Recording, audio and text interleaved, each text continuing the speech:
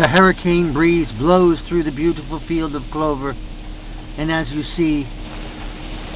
the little cottage stands there, alone, waiting for the next person to love it,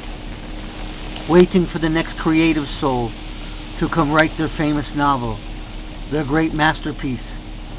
waiting for you to write the heavenly story that the angels can only hear, waiting for you to come at the writer's retreat on the Northumberland Strait. Welcome, my friends, and enjoy.